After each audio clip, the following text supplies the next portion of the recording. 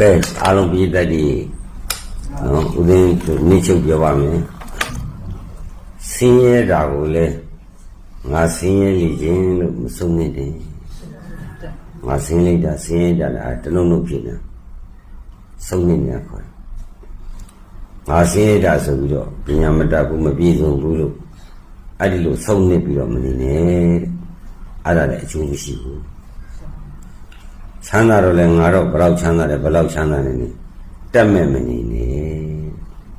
အဲ့ဒါလည်းအကျိုးမရှိဘူးဆင်းရဲတဲ့ခန္ဓာဆင်းရဲတဲ့ပုဂ္ဂိုလ်လည်းခန္ဓာ၅ပါးဒုက္ခသစ္စာပဲချမ်းသာတဲ့ပုဂ္ဂိုလ်လည်းခန္ဓာ၅ပါးဒုက္ခသစ္စာပဲဘဝမှာနေတုန်းကဆင်းရဲတဲ့ချမ်းသာတဲ့တိုင်းထွာကြတာသိတဲ့အခါကျတော့အတူတူပဲသိပြီးဟိုဘက်သွားတဲ့အခါမှာမသိခင်ကဆင်းရဲခြင်းတက်မဲ့ခြင်းကိုဆွန့်လွတ်ပြီးတော့ဝမ်းမြောက်ဝမ်းနည်းကိုဆွန့်လွတ်ပြီးတော့ဒီတရားအထုတ်မယ်သီလနဲ့နေမယ်တက်နိုင်သလောက်ဒါနပြုမယ်တပိုင်းတနိုင်ပေါ့ဆောင်းလို့ပြီးဟင်းပြီးပါပြီးပြီကိုယ်နိုင်သလောက်လေးဆုံးဖြတ်ပြီးတော့ဒါနပြုဝေးဒိဋ္ဌံနဲ့၅ပါးသီလ9 ရက်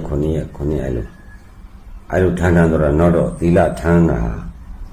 လုံးလုံးအောင်ထမ်းတာဝန်မလေးဘူးဆိုတာသိလာပြီးအဲ့ဒီသီလရဲ့တကူကြီးတွေ့လာတယ်ချမ်းသာတဲ့လူလည်းသီလမပြည့်စုံရင်ပျက်စီးတာဆင်းရဲပါတယ်ဆိုမှသီလပါထပ်ပြတော့ကိုယ်ဆင်းရဲကုန်အဲ့တော့ဆင်းရဲတဲ့ပုံမှာလည်းငါတနှုံမဖြစ်နဲ့ချမ်းသာတဲ့ပုံလည်းမတတ်မဲ့နဲ့ဆုံးလို့ပြီးတော့ကာနုပဒနာဝေဒနာစိတ်ဓမ္မအဲ့ဒီလိုတရားလေးပါပွားပြီးတော့နေလူဆိုတာအမြဲတမ်းမလူဘူးဟုတ်တယ်လားကံကုန်လို့တက်တန်းဟိုဘက်ရောက်သွားရင်တထေးရလည်းခွေးပြင်းဖြစ်နေတာပဲဒါကြောင့်မလို့အမြဲတမ်းလူမဟုတ်ဘူးဒါကြီးကိုဆင်းရဲလေခြင်းချမ်းသာလေခြင်းမလုပ်ပါနဲ့တကယ်ချမ်းသာတယ်ဆိုတာသီလနဲ့ချမ်းသာခြင်းဒါနနဲ့ချမ်းသာခြင်းဘာဝနာနဲ့ချမ်းသာခြင်းဒါနနဲ့ချမ်းသာတော့သိမ်းပေါင်းများစွာလူတော်ကိုပြောရမှာမဟုတ်တရားထားပြီးတော့ငါဤကောင်းမှုပြုခြင်းနိဗ္ဗာန်အဖို့ဖြစ်ပါစေဆိုတဲ့လေယာဉ်မြေကောင်းတွေမှာငါလူရပြီဆိုပြီးတော့ဝမ်းမြောက်ခြင်းပေါ့အဆွမ်းလူတယ်ဆိုရင်လည်းအဲ့ဒါဒီဆွမ်းမဖုံးရင်တန်ဃာတွေမရက်တည်နိုင်ဘူး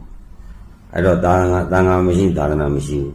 အဲ့တော့သာသနာတည်တတ်ဖို့အတွက်ဒီဆွမ်းကိုလူရမ်းနေအဲ့လူရမ်းတဲ့ကုသိုလ်ကောင်းမှုနိဗ္ဗာန်အဖို့ဖြစ်ပါစေ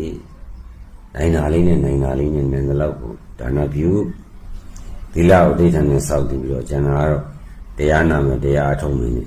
မကောင်းတဲ့စိတ်ပုတ်စိတ်ယုတ်မကောင်းတဲ့စိတ်